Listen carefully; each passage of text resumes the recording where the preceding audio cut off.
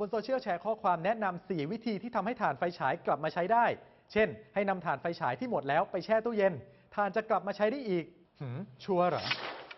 ศูนย์ชัวร์ก่อนแชร์สำนักข่าวไทยอสมทเดินทางไปสอบถามกับนักวิจัยด้านวัสดุสำหรับพลังงานของศูนย์เทคโนโลยีโลหะและวัสดุแห่งชาติหรือ MTech ครับวิธีเหล่านี้ทำให้ถ่านที่หมดแล้วกลับมาใช้ได้อีกจริงไหมครับ4วิธีที่ได้กล่าวถึงเป็นวิธีที่จริงๆแล้วก็คงไม่ได้เป็นความจริงถ่านที่มันใกล้เสื่อมสภาพหรือเสื่อมสภาพเนี่ยอาจจะเกิดจากประจุนี้ไม่สามารถเคลื่อนที่ไปได้เนื่องจากมีเหมือนฟิล์มเคลือบไว้ทำให้ไม่สามารถที่จะย้ายตัวไปได้ไม่ให้ประจุได้แต่การที่ไปแช่ตู้เย็นแล้วเอาออกมาเนี่ยอาจจะทำให้ฟิล์มนั้นแตกตัวทำให้มีการเคลื่อนย้ายประจุได้อีกครั้งหนึ่งแต่ก็ไม่ได้หมายความว่าถ่านนั้นเนี่ยจะไม่เสื่อมสภาพในระยะเวลาอันสั้นต่อไปหลังจากนั้นอาจจะใช้ได้แบบหนึ่งหรืออาจจะใช้ไม่ได้อีกเลยก็ได้ขึ้นอยู่กับอุณหภูมิด้วยแล้วการนำถ่านมาถูบนผมหรือตามตัวให้เกิดไฟฟ้าสถิตประมาณ 1-2 นาทีละครับการที่ทำให้ถ่านกลับมามีไฟได้คือมันต้องสามารถส่งไฟภายในถ่านนี้เองได้การมีไฟฟ้าสถิตไม่ได้ช่วยทำให้ถ่านนี้สามารถที่จะมีความสามารถในการย้ายประจุหรือส่งไฟกลับไปในภายในตัวเองของมันได้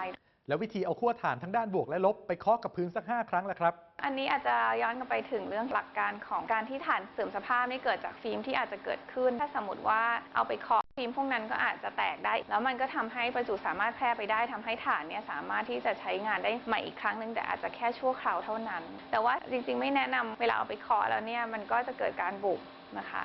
มันก็ไม่เหมาะสมเพราะว่ามันก็จะเป็นอันตรายต่อไปมากกว่าการที่จะไปซื้อถ่านใหม่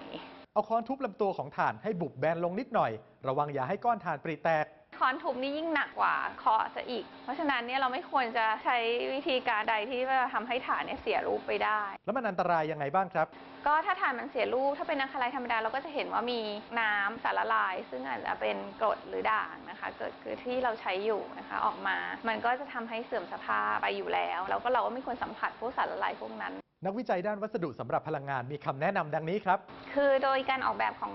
ถ่านเขาก็จะกำหนดอยู่แล้วว่าในสภาพไหนที่มันจะใช้งานได้การที่มันเสื่อมสภาพไปหมายความว่ามันไม่มีศักยภาพในการใช้ใหม่ได้อีกแล้วเราก็ควรจะกำจัดมันไปอย่างถูกต้องดีกว่าที่เราจะพยายามเอาถ่านที่มันเสื่อมสภาพแล้วพยายามที่จะทำให้มันมีชีวิตคืนขึ้นมาอีกครั้งหนึ่งเพราะว่าเรื่องของอันตรายที่เกิดขึ้นเนี่ยอาจจะไม่คุ้มกับเงินที่ประหยัดไป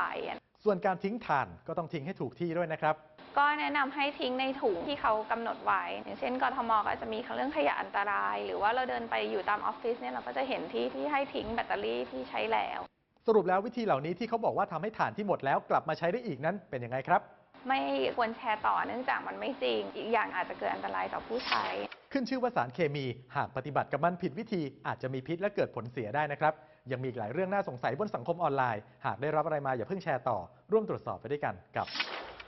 ชัวร์ก่อนแชร์ได้แต่อย่ามั่วสนับสนุนโดยกองทุนพัฒนาสื่อปลอดภัยและสร้างสรรค์